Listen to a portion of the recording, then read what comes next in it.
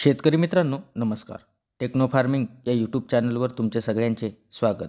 शेतकरी मित्रांनो, आजच्या व्हिडिओमध्ये आपण सिलिकॉनचे आपल्या पिकातील काय फायदे हे पाहावयास मिळतात व ते कसे वापरले पाहिजे व केव्हा वापरले पाहिजे व त्याचे वापरण्याचे प्रमाण, अशा सर्व माहितीवरती आज आपण चर्चा करणार आहोत. माहिती घेण्याआधी अजून जर तुम्ही आपल्या चॅनलला सबस्क्राईब केले नसेल तर सबस्क्राईब करा. शेतकरी मित्रांनो, बऱ्याच साऱ्या शेतकरी बांधवांना आपल्या पिकातील सिलिकॉन वापरल्याचे महत्त्व हे माहीत नाही. तर सिलिकॉनविषयी आज आपण संपूर्ण माहिती बघणार आहोत. तर व्हिडिओ हा शेवटपर्यंत बघा, म्हणजे तुम्हाला सिलिकॉनविषयी संपूर्ण माहितीही मिळेल. शेतकरी मित्रांनो, सिलिकॉन हा आपल्या पिकासाठी एक महत्त्वाचा बेनिफिशियल न्यूट्रिएंट आहे व पिकाच्या सर्वांगीण वाढीसाठी किंवा विकासासाठी आपल्याला एक महत्त्वाचा असा हा घटक आहे. तर याचा वापर आपण पिकाच्या सर्वच अवस्थेंवरती जर का केला तर आपल्याला चांगल्या पद्धतीचे रिझल्ट हे पिकामध्ये पाहावयास मिळतात. तर शेतकरी मित्रांनो, सिलिकॉन वापरल्यामुळे आपल्याला पिकामध्ये काय फायदे हे पाहावयास मिळतात, तर चला बघूया. शेतकरी मित्रांनो, पिकात सिलिकॉन वापरल्यावर पिकाला मजबूत करण्याचे काम त्या ठिकाणी सिलिकॉन हे करत असते. त्याच पद्धतीने हे मुळांद्वारे व पानांद्वारे हे शोषले जाते व पिकाला जाडपणा, मजबूत, तसेच पिकातील जो काही रफनेस आहे, म्हणजे पेशींची जी काही सेलवाल आहे तर ही जाड करत असते व पिकातील क्लोरोफिल वाढवत असते. त्यामुळे पिकातील जे काही प्रकाश संश्लेषण क्रिया आहे तर ही जोरदार होत असते व आपल्याला पीक हे मजबूत होताना दिसून येत असते. शेतकरी मित्रांनो, फवारणी केल्यावर पानं ही चवडी होत असतात व लांब होत असतात. तसेच पिकातील जे काही क्लोरोफिल आहे तर हे क्लोरोफिल वाढत असते व क्लोरोफिल वाढल्यामुळे आपल्याला पिकात हिरवेगारपणा येताना दिसून येत असतो. तसेच पिकाचे जे काही खोड आहे तर हे खोड व दांडा मजबूत करत असते. त्यामुळे पिकातील फुलकळी असेल किंवा पीक जर आपले कोलमडत असेल तर ते कोलमडू देत नाही. तसेच फवारणी केल्यावरतील पिकातील रफनेस, जाडपणा, तसेच पेशी ही जाड करत असते.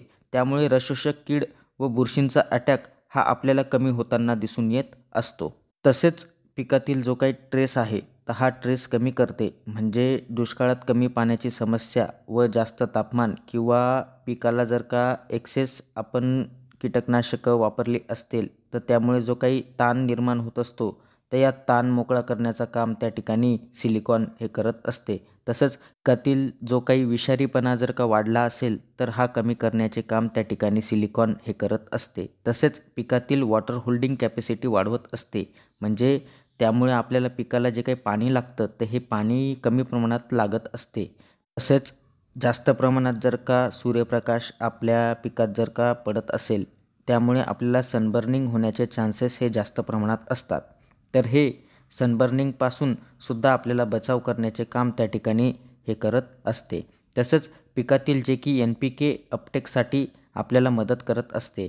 तसंच जे की न्यूट्रिएंट आहेत आपल्या पिकातील किंवा जमिनीतील तर हे बाइंड करून ठेवण्यास आपल्याला मदत करत असते.